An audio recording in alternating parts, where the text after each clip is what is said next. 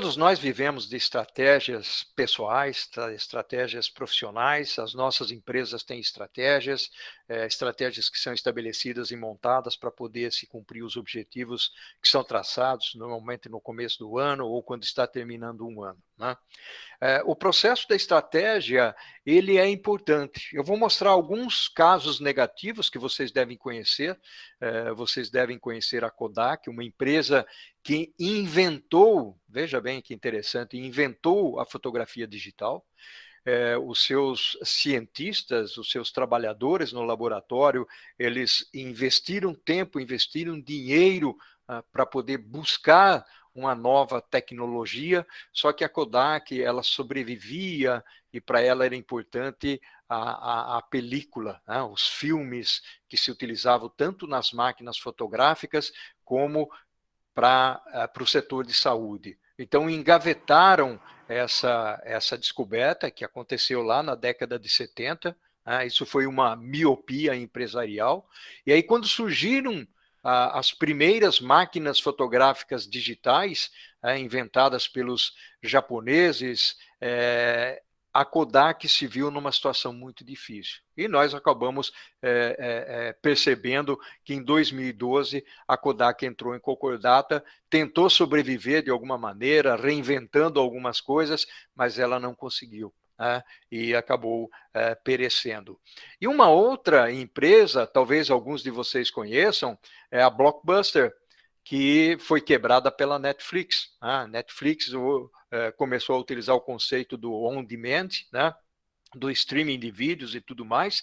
Hoje, por assinatura, sei lá, R$ 40, alguma coisa desse tipo, você tem acesso aos filmes, você assiste o filme que você quer, você não precisa agendar o filme lá da Sky ou da Globo para assistir às 9, às 10 horas da noite, né? E nem precisa fazer o aluguel da fita. Quantas empresas de aluguel de fitas, né? Com certeza aí na cidade de vocês, eu vou citar Indaiatuba, mas eu tenho certeza que tem outras cidades ao redor aí que estão participando aqui do nosso bate-papo também. Eu moro em Itatiba, né? Quantas empresas não quebraram? Né? Aqui em Itatiba nós temos uma locadora e, sinceramente, eu não sei como é que ela sobrevive, mas existiam dezenas de locadoras na cidade no tempo em que a gente tinha o videocassete, ia lá, alugava a fita e tudo mais. Talvez muitos de vocês nem sejam dessa época. Mas, ao mesmo tempo, nós começamos a enxergar algumas empresas que revolucionam. Né?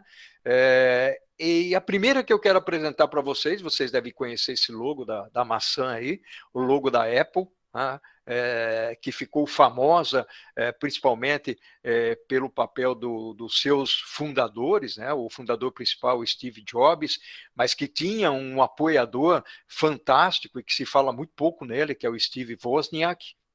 O Steve Wozniak é quem foi o criador do Apple lá atrás, do computador, né? Mas o Steve Jobs, ele tinha uma visão fantástica. E é um sujeito que foi demitido da empresa que fundou, né? O Steve Jobs fundou a Apple, depois foi demitido da própria empresa, e quando ele voltou com a revolução do iPhone, revolução do iPod, do iPad. E aqui tem uma coisa interessante que pouca gente fala, né? Muitas empresas de tecnologia estavam exatamente pegando os computadores, os celulares, e tentando ampliar o número de teclas nesses produtos. E veja o que o Steve Jobs fez. Ele eliminou as teclas. O iPhone tem uma tecla só. Então, hoje o Samsung também foi na mesma linha, tem uma tecla só. Então, essa é a evolução do produto. Por que eu estou contando toda essa história para vocês? Porque essa evolução de produtos e esse contexto de inovação afeta sobremaneira toda a cadeia de valor, todo o supply chain.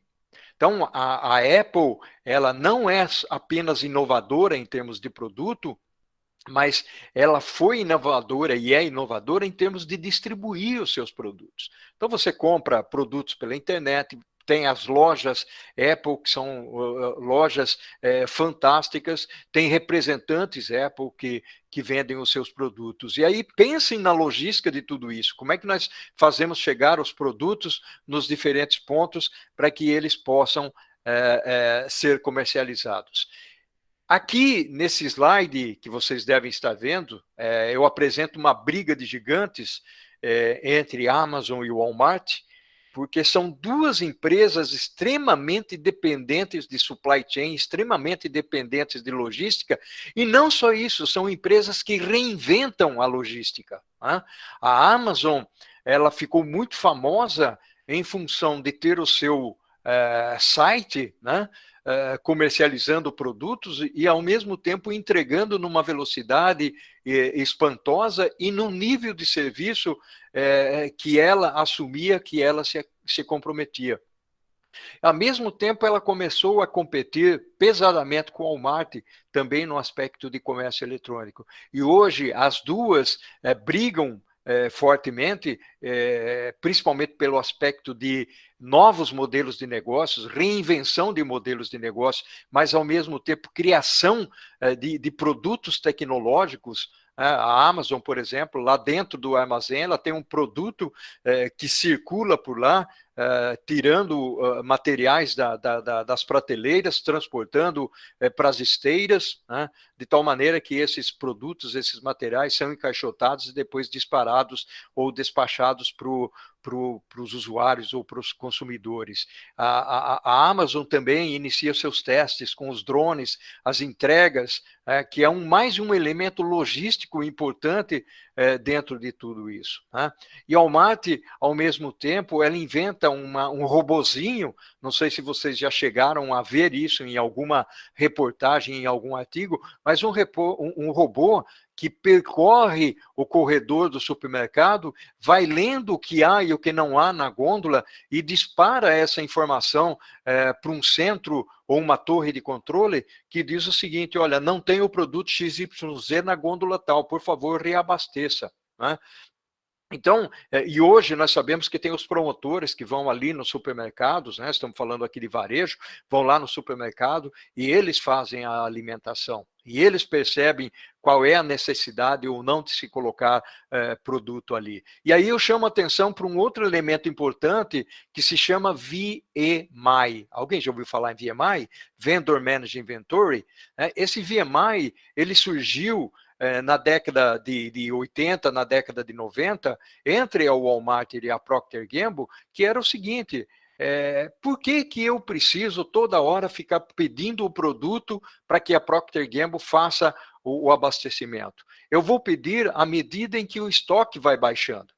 Então, à medida que o estoque ia baixando, automaticamente se enviava uma mensagem para a Procter & Gamble: olha, preciso de um lote, por favor, me mande um caminhão para poder abastecer o meu centro de distribuição, o meu supermercado.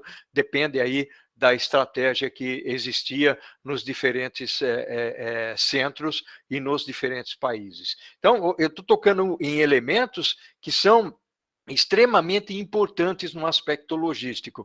Quando nós estamos ali no supermercado querendo comprar um determinado produto, vamos lembrar o que há por detrás de tudo isso, nessa caminhada entre produzir um determinado produto e fazer esse produto chegar até o supermercado. Né? Então, é muito nervoso todo esse processo, é uma logística extremamente nervosa. Né? Qual é o nível de serviço que eu tenho? Qual é o caminhão que eu vou usar? Se é um caminhão grande, se é uma carga fechada, se é uma carga fracionada, se eu armazeno um estoque alto para poder atender as necessidades e a demanda de mercado, ou se eu trabalho com estoque baixo, o item é de alta rotatividade, qual é o estoque de segurança que eu tenho que fazer. Então, tudo isso são elementos, apresentam elementos logísticos extremamente importantes que seguramente vocês, em algum momento da universidade, vão ver ou já viram em algum momento. Né? Todos esses itens que eu estou falando para vocês, eu não estou inventando, são itens que inclusive estão lá no meu livro, né? Boa parte dessa palestra aqui, ela está respaldada pelo conteúdo do meu livro. Inclusive tem um capítulo de estoques lá, que fala toda essa parte de demanda, estoque de segurança, né? Qual é o momento de pedir, qual é o ponto de pedido, como armazenar, como comprar, qual é a estratégia que tenho que ter com fornecedores e tudo mais. Né? Então, logicamente, aqui nós estamos fazendo uma aula, uma palestra muito rápida, o nível de detalhe não é tão... não que não seja fundamental, ele é fundamental, mas não dá tempo. Então, eu estou trabalhando algo muito mais genérico, que é uma outra coisa que eu costumo comentar com estudantes, com profissionais. Nós devemos ter um conhecimento genérico das coisas, ou seja, eu devo entender o que acontece na minha organização de um ponto de vista estratégico e, ao mesmo tempo, eu tenho que ter um conhecimento específico, um conhecimento especialista. Então, eu sei operar empilhadeira, eu sei coordenar o armazém, eu sei fazer inventário, eu sei o que é contagem cíclica, né? Então, essa é a especialização que eu tenho. Mas, ao mesmo tempo, eu entendo por que o mercado reage de tal maneira, ou se eu não atender um determinado pedido na sua complexidade, na sua totalidade, por exemplo, que tipo de problema eu estarei causando para a minha empresa e para o meu cliente que tem a expectativa de estar recebendo esse item. Quando nós compramos, fazemos um pedido, nós queremos receber aquilo que nós pedimos. Então, os nossos clientes das nossas empresas, eles têm essa mesma característica. E aqui eu trago uma marca nacional que é fantástica, né? Todos vocês aí devem conhecer muito bem, alguém já deve ter comprado na Magazine Luiza. Magazine Luiza, há tempos atrás, comprou a Netshoes, né? Exatamente para respaldar e aumentar, expandir o comércio eletrônico. E a Magazine Luiza, ela tem uma marca muito forte, mas não é só a marca forte, ela construiu isso ao longo do tempo. Ela tem uma logística forte. Não sei se algum de vocês teve a oportunidade de comprar na Magazine Luiza, mas quando você faz o seu pedido, né, vai para o centro de distribuição, você começa a receber e-mails, SMS e tudo mais, dizendo, olha, o seu pedido está montado, já está na transportadora, quando a transportadora sai, ela já menciona, olha, o seu produto, o seu pedido já saiu da transportadora e vai chegar na sua casa. Né? E às vezes até diz o seguinte, você é o próximo da fila. Né? A Fast Shop também tem essa característica, a Submarino Americanas, que é a B2W, também tem essas características, de tal maneira que o comércio eletrônico no Brasil, ele expandiu muito bem. Isso se deve a quê, pessoal? Se deve à vinda da Amazon. Né? Ou seja, ou as empresas daqui elas se preparam para enfrentar o mercado, ou a Amazon vai nadar de braçada, né? Como já está nadando. Logicamente que quando ela anunciou a vinda dela para o Brasil, as ações de Magazine Luiza, Submarino, Americanas, Casas Bahia, as ações caíram. Né? Hoje elas estão recuperando. Há um outro elemento importante nisso tudo, que é a tecnologia. Né? Nós não vivemos sem tecnologia hoje. A tecnologia, ela respalda as nossas organizações. E a Magazine Luiza tem um aspecto interessante. Os desenvolvedores, por exemplo, eles ficam do lado das pessoas que coletam as necessidades de mercado. Então, quando tem que desenvolver alguma coisa de software ou coisa desse tipo, o pessoal está ali do lado. Não tem uma empresa terceira onde você tem que ir lá preencher um papelzinho, preencher um documento, tal, para dizer o que é que você tem que modificar no sistema. Ali do lado, rapidamente, alguém faz essa alteração. Uma outra empresa que faz isso também é a iFood. Né? É uma empresa de alimento, vocês devem conhecer muito bem. É bastante complexa, né? Mas é uma empresa que trabalha numa velocidade muito grande e tem tido um sucesso e foi fundada por brasileiros. Né?